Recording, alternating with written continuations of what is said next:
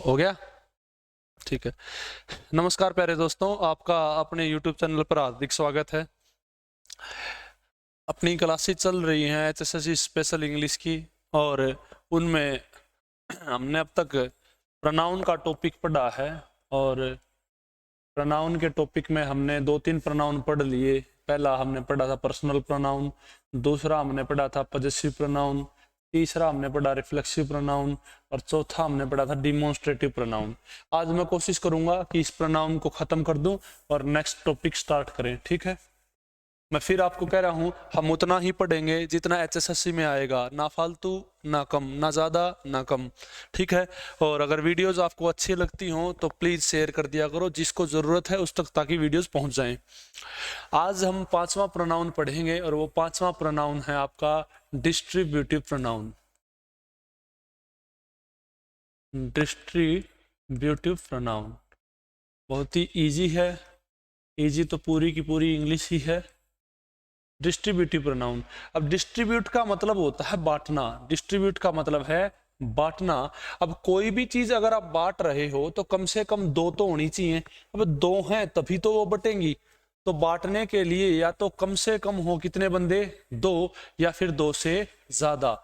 यानी ये जो बांटने का प्रोग्राम है वो कितने बंदों के बीच चल सकता है, तो ये चल सकता है जी कम से कम 2 के बीच में, या फिर 2 से ज्यादा के बीच में। या बांटने के कितने तरीके हैं? 2 तरीके। एक तो 2 के लिए आप कोई चीज बांट रहे हो, या फिर 2 से ज्यादा के बीच में बांट रहे हो। अब अगर आप कोई चीज 2 के बीच में बांट रहे हो तो उसके लिए कौन कौन से प्रोनाउन हमने मुकर्रर किए हैं? पहला है इसमें आइदर, दूसरा है प्यारे दोस्तों नाइदर, तीसरा है आपका ईच, और चौथा है इसमें बोथ, ठीक है। ये 4 जो हैं वो 2 के लिए हैं। अब 2 से ज्यादा में अगर कोई चीज बांटनी हो तो आइदर की टक्कर का है एनीवन, ठीक है। नाइदर 2 के लिए है, और 2 से ज्यादा के लिए अगर हो तो नाइदर की टक्कर का है नन। ईच 2 के लिए है और 2 से ज्यादा के लिए हो तो ईच की टक्कर का है एवरी। और बोथ 2 के लिए है, वैसे ही 2 से ज्यादा के लिए आप अगर कोई बात बोल रहे हो तो ऑल। समझ रहे हो? एक एक करके मैं इनका मीनिंग बताता हूं, इनका यूज समझाता हूं। पेपर में आए तो कैसे इनको हल करना है, कैसे इनकी बीमारी पकड़नी है, ठीक है। वैसे अगर पेपर में आपको ये लिखे हुए दिखे और पूछ ले ये कौन सा प्रोनाउन है, तो आपको बताना है डिस्ट्रीब्यूटिव प्रोनाउन है। ये ईच आया है पेपर में, ईच आया है एक बार पेपर में, ठीक है ना। तो कोई भी आए, आपको क्या मतलब, हमें तो हर चीज पढ़नी है। जो भी पेपर में आए हम अटेम्प्ट कर देंगे, ठीक है। देखो आइदर का मतलब होता है कोई चीज बांटनी है 2 में से 1 को। समझ रहे हो? 2 में से 1 को कैसे बांटनी है? 2 में से 1 को जैसे मान के चलो, अब ये 2 बंदे हैं, ये 2 बंदे हैं, और इनको आप कोई चीज दे रहे हो। जैसे ये इसका नाम है राम और इसका नाम है राजू। आप कोई चीज बांट रहे हो, और आप कैसे बांट सकते हो 2 के बीच में? अभी 2 के बीच में ही तो चर्चा कर रहे हैं। तो 2 के बीच में अगर कोई चीज बांटनी है, 2 में से 1 को देनी है, यानी या तो राम को दो या फिर राजू को।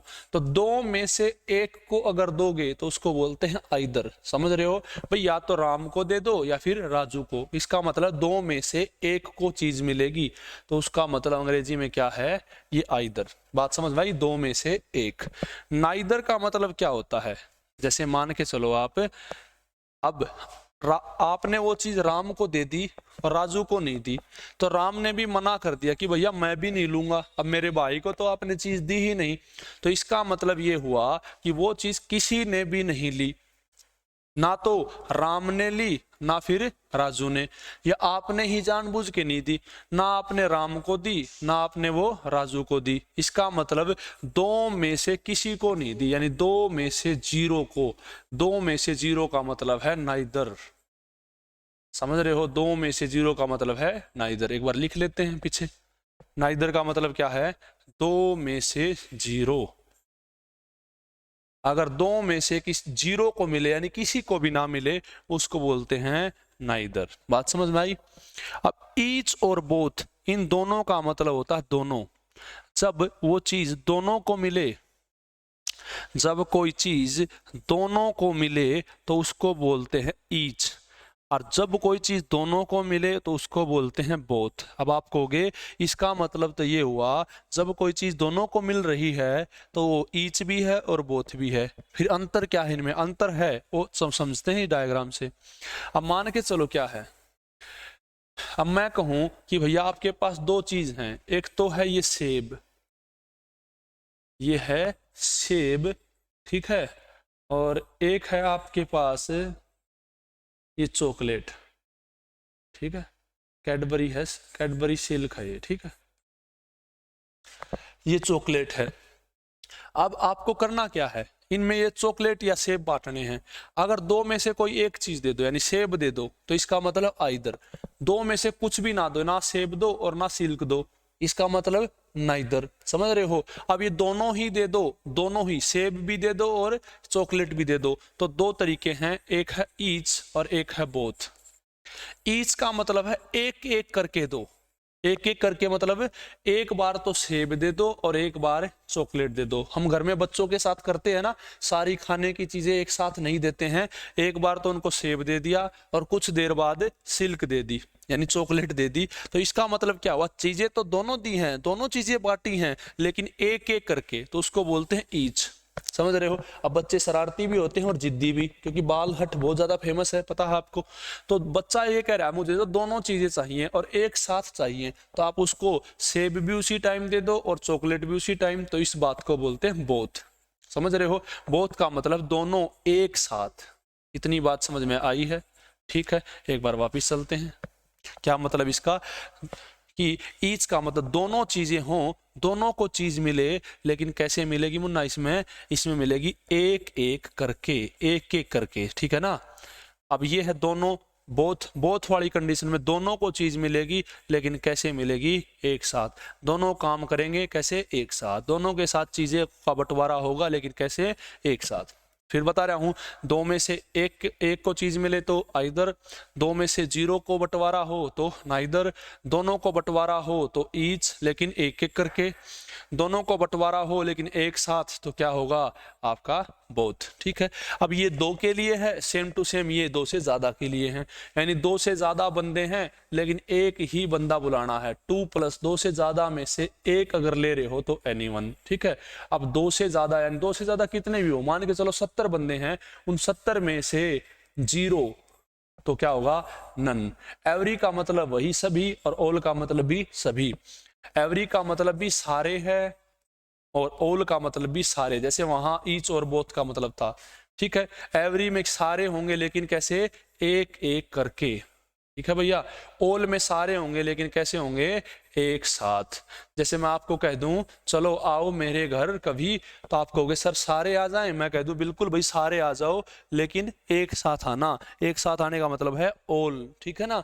अब मैं कह दूं भैया सारे आना, लेकिन एक एक करके आना, क्योंकि एक साथ आओगे तो मैं आप सबको अटेंड नहीं कर पाऊंगा, सबका स्वागत नहीं कर पाऊंगा, तो आप एक एक करके आ जाओ। तो एक एक करके आओगे तो एवरी, और एक साथ आओगे तो उसका मतलब है ऑल। इतनी बात समझ आई है? तो ये था इनका मीनिंग। अब इनका यूज समझते हैं, पेपर में यूज क्या होगा। उससे पहले एक छोटी सी बात समझेंगे। अब मैं एक दो सेंटेंस लिखूंगा, आप ये बताना ये सही है या गलत है। ठीक है, जैसे जैसे मैंने लिख दिया Ram are happy, Ram are happy, तो आप ये बताओ ये बात सही है या गलत है। तो आप कहोगे सर ये तो बिल्कुल गलत है। क्यों गलत है? क्योंकि राम के साथ आपने आर लगा दिया, और आर नहीं लगाना। आर की जगह क्या आएगा? इज। समझ रहे हो? क्यों आएगा आर की जगह इज? तो आपने कहा राम तो गिनती में एक है, और जो गिनती में एक हो उसको हम इंग्लिश में बोलते हैं सिंगुलर। क्या बोलते हैं? सिंगुलर। और आपका ये सब्जेक्ट सिंगुलर है, और सिंगुलर के साथ क्या आता है? इज एम आर में से इज। समझ रहे हो? और अगर इस राम की जगह यहां दे होता, तो दे होता तो आर बिल्कुल ठीक था। समझ रहे हो? तो आप ये कहना चाह रहे हो कि अगर सब्जेक्ट सिंगुलर हो तो वर्ब भी सिंगुलर होनी चाहिए, और सब्जेक्ट अगर प्लूरल है तो वर्ब भी क्या होनी चाहिए? प्लूरल। बात समझ में आई है नहीं आई? जैसे यहाँ सब्जेक्ट कौन है? राम। राम क्या है? सिंगुलर, तो वर्ब भी कैसी है? सिंगुलर। अगर सब्जेक्ट होता दे यानी प्लूरल, तो वर्ब भी कैसी होती? प्लूरल। ठीक है भैया, ये चीज है बेसिक सी। अब एक चीज और नोट करने लायक है इसमें कि चलो इतना ही समझ लो, या फिर वो मैंने कल बताया था फिर बता देता हूं एक बार। जैसे हमने कल पढ़ा था कि कोई भी बात अगर आप अंग्रेजी में कह रहे हो तो अंग्रेजी में बात कहने के लिए सेंटेंस बनाना पड़ता है, और वो सेंटेंस बनता है इन तीन चीजों से मिलके, सब्जेक्ट, वर्ब एंड ऑब्जेक्ट। ठीक है, अब इसमें वर्ब क्या है? वर्ब का मतलब है काम, कोई भी काम, उस काम को करने वाला कौन है? सब्जेक्ट, पर जिसके लिए वो काम हुआ, जो उसका रिजल्ट, जिस पर उसका असर है, वो कौन है? ऑब्जेक्ट। समझ रहे हो? तो काम को करने वाला अगर एक है तो उसको बोलते हैं सिंगुलर, और काम को करने वाले अगर एक से ज्यादा हैं, एक से ज्यादा यानी 1+ हैं, तो उसको बोलते हैं प्लूरल। ठीक है, अब सवाल ये है कि सिंगुलर सब्जेक्ट हो तो वर्ब भी कैसी आएगी? वर्ब भी सिंगुलर ही आएगी। ठीक है भाई, और अगर प्लूरल सब्जेक्ट है तो वर्ब भी कैसी आएगी? वर्ब भी प्लूरल ही आएगी। ठीक है, ये चीज है। अब वापिस आएंगे वहां टॉपिक पे जहां से हम इसको लेके आए हैं, बाद में ये समझेंगे कौन कौन सी वर्ब सिंगुलर है और कौन कौन सी वर्ब प्लूरल है। ठीक है, अब आओ यहां देखो, आइदर में काम कितने कर रहे हैं? दो में। देखो बंदे दो हैं लेकिन काम करने वाले कितने? एक। अब एक बंदा काम कर रहा है तो काम को करने वाला एक, तो वर्ब भी एक वाली ही यानी सिंगुलर, यानी आइदर हो तो सिंगुलर वर्ब। ठीक है, नाइदर में दो में से जीरो, काम को करने वाले कितने हैं? जीरो। क्या जीरो के लिए कोई वर्ब है? आप कहोगे नहीं, कम से कम एक के पास वर्ब है। हमारे पास कम से कम एक के लिए वर्ब है, जीरो के लिए कोई वर्ब है ही नहीं। एक के लिए सिंगुलर वर्ब और एक से ज्यादा के लिए प्लूरल, दो ही वर्ब है। ठीक है, ये चीज है। तो नाइदर के लिए भी सिंगुलर वर्ब। ईच में काम दोनों करेंगे लेकिन एक बार में तो एक ही करेगा, एक बार में एक ही करेगा, तो इसका मतलब सिंगुलर वर्ब। बोथ में काम दोनों करेंगे और एक साथ करेंगे, तो एक साथ दोनों करेंगे तो प्लूरल हो गए, और प्लूरल हो गए तो इसका मतलब बोथ के साथ प्लूरल वर्ब। ठीक है, अब है एनीवन, वही वाली बात है। एनीवन में भी दो में से एक काम कर रहा है, सिंगुलर वर्ब। जीरो काम कर रहे हैं, जीरो के लिए वर्ब है नहीं, कम से कम सिंगुलर। एक एक करके काम सारे करें लेकिन एक बार में तो एक कर रहा है, तो इन तीनों के साथ सिंगुलर वर्ब, और जो आखिरी बच गया ऑल, उसके साथ प्लूरल वर्ब। बात समझ में आई या नहीं आई है? तो आपने क्या समझा है? Either, neither, each, anyone, none और एवरी, इन 6 के साथ आप यूज करोगे सिंगुलर वर्ब, और ये जो बोथ और ये ऑल, इन दो के साथ आप यूज करोगे प्लूरल वर्ब। अब सवाल ये है कि कौन सी वर्ब सिंगुलर है और कौन सी वर्ब प्लूरल है। हालांकि मैं टेंस के टॉपिक में समझाऊंगा ये बात, लेकिन अभी इसकी फिलहाल जरूरत है तो मैं बता देता हूं आपको कि कौन सी वर्ब सिंगुलर है और कौन सी वर्ब प्लूरल है। ठीक है, सिंगुलर वर्ब कौन सी है दोस्तों?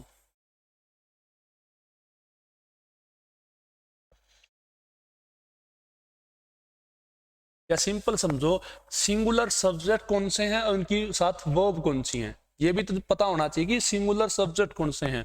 जैसे ही हो, दिख नहीं रहा होगा ये ब्लैक वाला,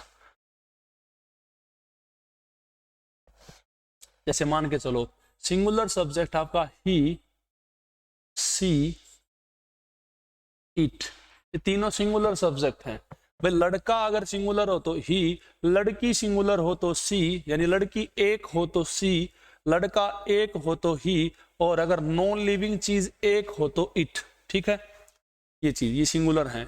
या फिर किसी का भी नाम, किसी का भी नाम हो, कितना भी बड़ा नाम क्यों ना हो, नाम हो तो उसको सिंगुलर मानेंगे। जैसे बुलियार्ड्स है, किसी खेल का नाम है तो एक, एक है तो क्या हो जाएगा?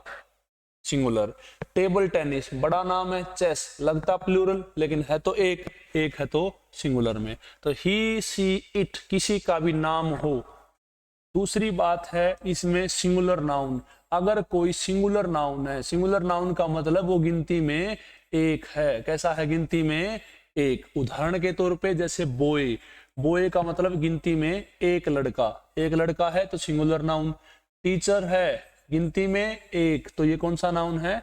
Singular noun. ठीक है, तो इन सिंगुलर नाउन्स के साथ आप कौन सी वर्ब यूज करेंगे? अभी मैं सारी लिखवा देता हूं। ठीक है, अभी क्या लिखवाएंगे हम? जो हमने पढ़ा ही, सी, इट, नेम, सिंगुलर नाउन के साथ हमें कौन कौन सी वर्ब्स यूज करनी होती हैं। ठीक है, सिंगुलर के साथ। अब जैसे मैंने आपको बता तो दिया कि भैया एवरी अगर कहीं भी आपको दिखे तो आपको सिंगुलर वर्ब यूज करनी है, लेकिन दिमाग तो तब जाके खराब होगा जब ये ही ना पता हो कि सिंगुलर वर्ब कौन सी होती है। तो सिंगुलर वर्ब अभी मैं लिखवा रहा हूं, एवरी के साथ भी सिंगुलर वर्ब, ई के साथ भी, सी के साथ भी, इट के साथ भी, इन सब के साथ आज वो सारी वर्ब लिखवा दूंगा जो सिंगुलर होती हैं और सिंगुलर के साथ यूज होती हैं। ठीक है, इज, एम, आर में से इज। ठीक है प्यारे दोस्तों, इज, एम, आर में से इज होगा, वोज, वर में से वोज है, हैज, हैव में से हैज, डू, डज में से डज। ठीक है, इज, वोज, हैज, डज हो गया। फर्स्ट फॉर्म एस या ई एस में से आपकी फर्स्ट फॉर्म के साथ एस या ई एस। ये जो फॉर्म होती हैं ये सिंगुलर फॉर्म होती हैं और जो सिंगुलर सब्जेक्ट होते हैं उन्हीं के साथ ये यूज होती हैं। ठीक है भैया, अब एक बात इसमें ध्यान देने लायक है वो ये कि इन सब के साथ आपको एस लगा हुआ मिलेगा, पीछे एस लग रहा है।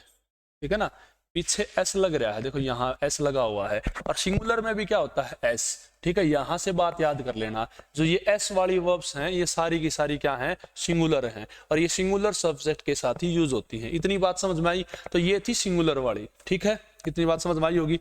इज, एम, आर में से इज है, वोज, वर में से वोज है, हैज, हैव में से हैज है, डू, डज में से डज है और पहली फॉर्म के साथ एस या ई एस में से पहली फॉर्म के साथ एस या ई एस या पहली फॉर्म में से पहली फॉर्म के साथ एस या ई एस है।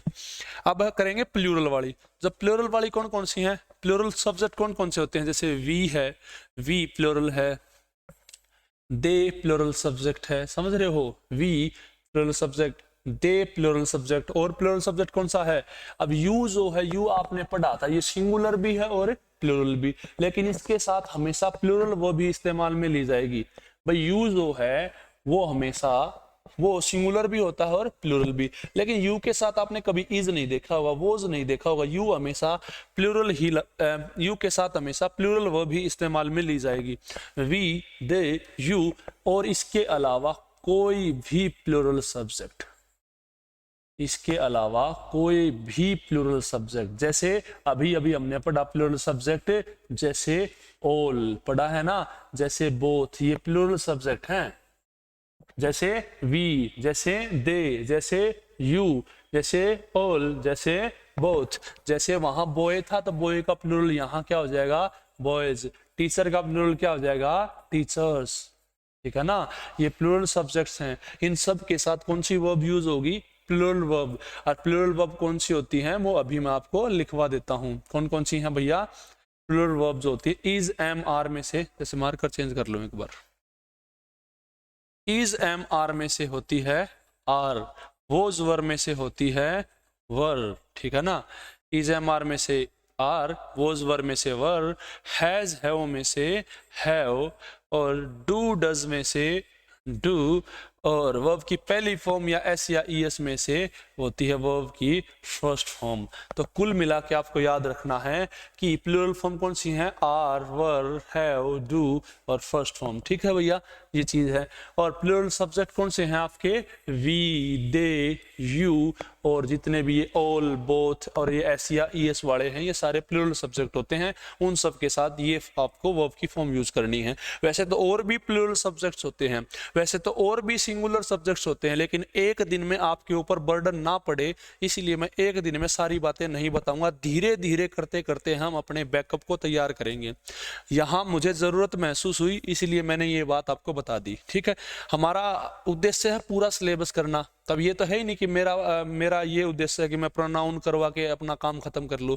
ठीक है, ऐसा तो है ही नहीं। तो ये बात आपको समझ आई होगी। अब बच गया इसमें आई। आई का मैंने कहीं जिक्र नहीं किया। वी, दे, यू कहीं आई नहीं है ना, यहाँ आई है। ही, सी, इट, नेम, यहाँ भी आई नहीं है। आई स्पेशल केस है, उसको और पढ़ते हैं। आई के साथ क्या सिस्टम है? आई के साथ क्या करना? आई के साथ इज, एम, आर में से सबको पता एम वोज वर में से वोज, हैज हैव में से हैव, और डू डज में से डू, और फर्स्ट फॉर्म के साथ एस या ईएस में से फर्स्ट फॉर्म। समझ रहे हो? तो ये आई स्पेशल केस है, इसको भी मुन्ना याद कर लेना है, ठीक है ना भाई। आई के साथ कहीं आप आर लगा दो, इज लगा दो, तो आई के साथ एम लगेगा, वोज वर में से वोज लगेगा, हैज हैव में से हैव लगेगा, डू डज में से डू, और फर्स्ट फॉर्म के साथ एस या ईएस में से फर्स्ट फॉर्म लगेगी। ये बात समझ आई होगी, ठीक है। अब वापिस आते हैं हमारे उसी कॉन्सेप्ट पर, फिर उसके बाद मैं सेंटेंसेस बोर्ड पे उकेरूंगा और आपको उनमें से सही या गलत का चुनाव करना है, ठीक है। अब देखो, एक है आइदर, आइदर जैसे यहाँ हो सिंगुलर वर्ब, क्या पढ़ा, either, neither, each, anyone, none, every, इनके साथ सिंगुलर वर्ब मैंने लिखवा दी हैं कौन कौन सी होती हैं। उसके बाद है बोथ और ऑल, इनके साथ प्लूरल वर्ब भी लिखवा दी कौन सी होती हैं। अब आपका काम है कि आप टेस्ट दो, अब आप मुझे सिखाओ, मुझे बताओ, ठीक है, बताओ। देखो जैसे मैं आपको कहूं पहला sentence, every of girls are या फिर इज हैप्पी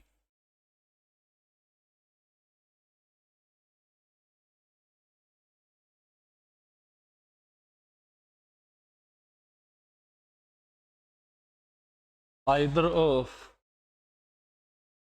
बॉयज इज या आर सैड। चुनना है, सही और गलत का चुनाव करना है मुन्ना, ठीक है। बताना है क्या सही है और क्या गलत है। ऑल इज वेल और लास्ट है ऑल आर वेल। कोई भी बुक ले लो, उससे प्रैक्टिस शुरू कर दो, वो भी जरूरी है। तो देखो पहला है एवरी ऑफ गर्ल्स आर या इज हैप्पी। अभी कई बच्चे क्या करेंगे, गर्ल्स देखेंगे, गर्ल्स क्या है प्लूरल, अब प्लूरल के साथ मास्टर जी ने बताया था आर, और गलत हो जाएगा उनका। लेकिन ऐसा करना नहीं है मुन्ना, यहाँ सब्जेक्ट गर्ल्स नहीं, यहाँ सब्जेक्ट कौन है, एवरी। यहाँ एवरी क्या है, सब्जेक्ट। और आप जानते हैं वर्ब सब्जेक्ट के अनुसार आएगी, ऑब्जेक्ट के अनुसार नहीं। देखो ये ऑफ एक प्रीपोजिशन है, और प्रीपोजिशन से पहले हमेशा सब्जेक्ट होता है, और प्रीपोजिशन के बाद हमेशा ऑब्जेक्ट होता है, यानी ऑब्जेक्टिव केस होता है। समझ रहे हो? समझ आई है चीजें? तो सब्जेक्ट कौन है, एवरी, और एवरी के साथ पता है सिंगुलर वर्ब। इन दोनों में से सिंगुलर वर्ब कौन सी है, इज, तो आर कट जाएगा, इज आंसर। ऐसे ऐसे सवाल पेपर में आए हैं और आएंगे आगे के। आइदर ऑफ बॉयज इज या आर सेड, आपको पता है आइदर हो, ईच हो, वो 6 जो थे उन सब के साथ सिंगुलर वर्ब है, सिंगुलर इनमें से कौन सी है, इज, तो आर कट जाएगी। या वोज वर होता तो क्या होता, तो वोज हो जाता, यहाँ वर कट जाता। समझ रहे हो ना, सिंपल सी बात है, कोई भी हो आप तो कर दोगे। अब आप ये बताओ ऑल इज वेल ठीक है या ऑल आर वेल। अभी तक मैंने जो पढ़ाया उसके आधार पे आपको पता है ऑल जो है वो एक प्लूरल प्रोनाउन है। कैसा है, प्लूरल, और प्लूरल है तो क्या होना चाहिए, आर। तो इज गलत हो गया, लेकिन मैं आपको कह दूं कि ये दोनों ही मुन्ना ठीक हैं, ऑल इज वेल भी ठीक है और ऑल आर वेल भी ठीक है। तो आप कहोगे कैसे ठीक हैं, वो समझते हैं अगली स्लाइड में। देखो कैसे ठीक है। ऑल जो है वो काउंटेबल की तरह भी काम करता है प्यारे साथियों, और ऑल अनकाउंटेबल की तरह भी काम करता है। अब आप कहोगे ये काउंटेबल अनकाउंटेबल का क्या चक्कर है, ये समझाओ जरा। अब काउंटेबल अनकाउंटेबल का चक्कर ये है मुन्ना, काउंटेबल का मतलब होता है जिनको आप गिन सको, और अनकाउंटेबल का मतलब जिनको आप गिन ना सको। बोले ठीक है, यहां तक समझ आ गया। तो ऑल दोनों डबल रोल कैसे निभा लेता है, जब ये काउंटेबल होता है तो इसका मतलब होता है सारे या फिर सभी, और जब ये अनकाउंटेबल होता है तो इसका मतलब होता है सब। समझ रहे हो, सारे या सभी का मतलब है आपके फैमिली मेंबर्स, आपके दोस्त, या फैमिली मेंबर नहीं होता वैसे, मेंबर्स ऑफ फैमिली होता है, लेकिन समझने के लिए हम बोल लेते हैं।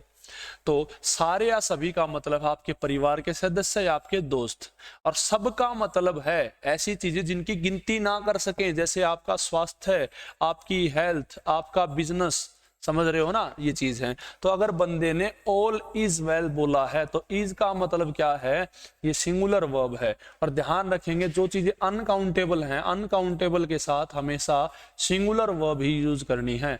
जो नाउन अनकाउंटेबल होते हैं उनके साथ सिंगुलर वर्ब यूज करनी है। तो ऑल इज वेल, इज लगाया इसका मतलब सिंगुलर वर्ब यूज की है तो ये अनकाउंटेबल है। तो ऑल इज वेल का मतलब है ऐसी चीजों को आप ठीक बता रहे हो जो गिनी नहीं जा सकती, यानी ऑल इज वेल का मतलब सब ठीक है, यानी हेल्थ ठीक है, आपका बिजनेस ठीक है, कारोबार ठीक है, समझ रहे हो। और अगर आपने बोला ऑल आर वेल तो आर लगाने का मीनिंग है कि ये चीज काउंटेबल है और प्लूरल है, यानी एक से ज्यादा है। और काउंटेबल में इसका मीनिंग होता सारे या सभी, इसका मतलब जिन चीजों को गिन सकते हो। जैसे आपको से कोई पूछे बेटा आपके घर में 8 कुत्ते हैं, क्या वो सारे के सारे ठीक हैं, तो 8 का मतलब 2 से एक से ज्यादा यानी प्लूरल है, और प्लूरल है तो इसका मतलब वो पूछ रहा है सभी कुत्ते ठीक हैं, तो आप कहोगे सर ऑल आर वेल। तो ऑल आर वेल का मीनिंग भी पता लग गया होगा और ऑल इज वेल का मीनिंग भी आपको पता लग गया होगा, ठीक है भाई। तो ये कुल मिला के आपने प्रोनाउंस पढ़े हैं। और प्रोनाउंस में एक दो प्रोनाउन और रहता है, जैसे अरे अभी तो कितने पढ़े हैं, 5 ही तो पढ़े हैं ना, अभी एक दो और रहता है। अभी है अपना reciprocal pronoun. Reciprocal pronoun important है, ये तो रहता ही था, 2-3 वीडियो हो जाती है ना तो पता नहीं लगता। रेसिप्रोकल प्रोनाउन, तो रेसिप्रोकल प्रोनाउन का मीनिंग क्या होता है वो समझेंगे। देखो रेसिप्रोकल का मतलब होता है व्युत्क्रम यानी उल्टा। अगर a बटा b है और आपको बोले इसका व्युत्क्रम करो तो a के बटा में b है, इसका व्युत्क्रम होगा b बटा में a, यानी b का सिर पे अगर a था तो उसका मतलब उल्टा हो जाएगा a के सिर पे b। बात समझ में आई, यानी एक बार b इसको सिर पे उठा रखा है b ने और अगली बार ए ने उठा लिया। बात समझ में आई कि नहीं आई। जैसे क्या है, अब ये है कोई इंसान, ठीक है, और ये दूसरा इंसान है, ये इसको मालिश कर रहा है सिर में, इसको मालिश कर रहा है, तो उसके बाद ये बदले में ये भी मालिश करे, तो ऐसे कामों को बोलते हैं रेसिप्रोकल काम। और इन्हीं कामों को दिखाने के लिए यूज करते हैं हम रेसिप्रोकल प्रोनाउन, ठीक है। अब ये रेसिप्रोकल प्रोनाउन गिनती में है 2, कितने हैं मुन्ना, 2 हैं। कौन कौन से हैं, ये पहला है ईच अदर और दूसरा है वन अनदर। एक है ईच अदर और दूसरा है वन अनदर। ईच अदर का मतलब क्या होता है, ईच अदर का मतलब होता है ऐसा काम, रेसिप्रोकल तो समझ ही लिया, रेसिप्रोकल काम अगर दो के बीच में हो, टू, अगर टू एट ए टाइम, एक टाइम पर दो के बीच में होता हो तो ईच अदर का यूज करेंगे। और एक टाइम पर दो से ज्यादा के बीच में होता हो, 2 प्लस एट ए टाइम, तो हम यूज करेंगे वन अनदर का। अब एक टाइम का मतलब क्या है, देखो अगर मैं 10 बंदों से हाथ मिलाऊं तो मैं मिलाऊं तो 10 बंदों से हाथ का, लेकिन एक टाइम पे से एक टाइम पर तो 2 ही बंदे हाथ मिला पाएंगे ना, समझ रहे हो। अब दो दो टीम खेल रही हैं मान के चलो, तो टीम तो हजारों टीम्स के साथ खेल सकती है, लेकिन एक बार में तो केवल 2 टीम ही खेल सकती है ना। तो ये चीज है, तो एक बार की बात हो रही है, एक बार में 2 के बीच अगर रेसिप्रोकल एक्शन है तो ईच अदर, और एक बार में 2 से ज्यादा के बीच में है तो मुन्ना वन अनदर। इतनी कहानी आशा करता हूं आपको समझ आई होगी। और अगर ये बात समझ आई है तो मैं सेंटेंसेस दे रहा हूं, आपको उनमें से सही और गलत का चुनाव करना है, ठीक है। चलो देखते हैं। ऐसे मैं कह दूं, अब ये भी पता होना चाहिए माई पेरेंट्स, जैसे पेरेंट्स में कितने बंदे होते हैं, पेरेंट्स में कितने होते हैं, 2, माता और पिता। माई पेरेंट्स लव, मेरे पिता माता पिता प्रेम करते हैं एक दूसरे से, लव। अब ईच अदर होगा या फिर वन अनदर होगा, ये आपको बताना है, पढ़े लिखे बच्चे हो। वन अनदर, इन दो में से चुनना है कि इन दो में से कौन सा ठीक है, ठीक है।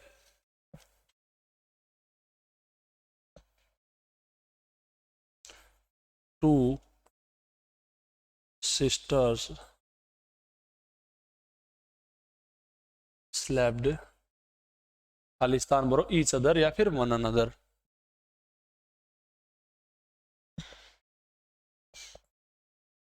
इंडिया, न्यूजीलैंड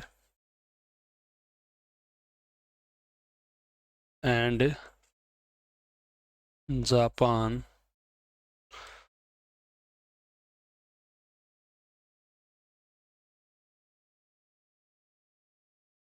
आर फेसिंग, फिर खालिस्तान भर दो इसमें। ऑप्शन 2 है ईच अदर और वन अनदर। ठीक है, अब आप पढ़े लिखे बच्चे हो, आप बता सकते हो कि माई पेरेंट्स लव, पेरेंट्स में कितने बंदे होते हैं? 2 बंदे, तो 2 हैं तो ईच अदर, ना कि वन अनदर, ईच अदर हो जाएगा इसका उत्तर। तो पेरेंट्स में कितने बंदे होते हैं? 2। कपल में कितने बंदे होते हैं? 2। ट्विन में कितने होते हैं? 2। ट्विंस में, समझ रहे हो ना? कपल का मतलब जोड़ा, जोड़ा तो कितने का है? 2 का ही होगा ना। ठीक है, ये तो सब जानते हैं। 2 सिस्टर्स स्लेप्ड, अब 2 बहनों ने थप्पड़ मारा है एक दूसरे को, तो 2 के बीच है तो क्या हो जाएगा? Each other. ठीक है, अब 2 की जगह 3 हो, यानी 3 सिस्टर्स हो, तो यहाँ क्या हो जाएगा? One another. ठीक है भैया, बिल्कुल आसान है। India, New Zealand and Japan are facing one another या ईच अदर, तो आपका जवाब हो सकता है कि इंडिया, न्यूजीलैंड और जापान, ये 3 देश हो गए। अब 3 देश हैं तो क्या होगा? One another. लेकिन मैंने कहा था एट अ टाइम की बात है, उस समय की बात है, उस समय अगर 2 हैं तो ईच अदर होगा। जैसे भाई इंडिया, न्यूजीलैंड और जापान अगर फेस करेंगे, अब आप खुद समझो, अगर फेस टू फेस कोई हो तो एक बार में 2 ही तो बंदे फेस टू फेस हो सकते हैं। तो 2 बंदे अगर फेस टू फेस होंगे, यानी या तो पहले इंडिया या न्यूजीलैंड, या फिर इंडिया या फिर जापान, या जापान फिर न्यूजीलैंड, या जापान या फिर इंडिया, एक बार में 2 ही फेस टू फेस होंगे। आप खुद आजमा के देख लो इस चीज को। और एक बार में 2 होंगे तो यहाँ क्या यूज होगा? Each other. इतनी कहानी आशा करता हूं समझ आई होगी आपको। ठीक है, अब है नेक्स्ट प्रोनाउन आपका। नेक्स्ट प्रोनाउन जो है प्यारे साथियों, वो है आपका रिलेटिव प्रोनाउन। और ये जो रिलेटिव प्रोनाउन आपका है, इसे रिलेटिव कंजंक्शन भी कहते हैं। इसीलिए मैं आपको ये टॉपिक, ये जो रिलेटिव प्रोनाउन है, ये रिलेटिव कंजंक्शन यानी कंजंक्शन के टॉपिक में पढ़ाऊंगा। फिलहाल इतना जान लो, जैसे हु है, ठीक है ना, हु है, विच है, whom है, ऐसे करके ये जो रिलेट करने वाले शब्द हैं, इन्हें रिलेटिव प्रोनाउन बोलते हैं। ऐसे अगर अभी कल ही पेपर हो जाए तो आपको रिलेटिव प्रोनाउन तो करवाया नहीं, हालांकि मैं कंजंक्शन में करवाऊंगा, क्योंकि रिलेटिव प्रोनाउन को आप रिलेटिव कंजंक्शन भी बोल सकते हो। ये रिलेटिव कंजंक्शन भी होता है, ये 2 वाक्यों को जोड़ने का काम भी करता है, इसीलिए इसको रिलेटिव कंजंक्शन बोलते हैं। ठीक है ना, ये चीज। तो कंजंक्शन टॉपिक में हम रिलेटिव प्रोनाउन के इस बात को समझेंगे। ठीक है, रिलेटिव प्रोनाउन जैसा ही बिल्कुल इसी जैसा होता है इंटरोगेटिव प्रोनाउन। तो ये भी हम वहीं पढ़ेंगे जब हम रिलेटिव प्रोनाउन पढ़ेंगे, और वहीं हमें साथ में एक अनदर प्रोनाउन पढ़ना है जिसका नाम होता है इंडेफिनेट प्रोनाउन। बहुत आसान है इंडेफिनेट प्रोनाउन। तो साथियों, यहाँ इस प्रकार मैं इस प्रोनाउन के टॉपिक को कंप्लीट कर रहा हूँ। आशा करता हूँ कि आप लोगों को ये टॉपिक समझ आ रहे होंगे। आज के लिए इतना ही। जय हिंद, जय भारत। अपना प्यार बनाए रखना। Thank you very much.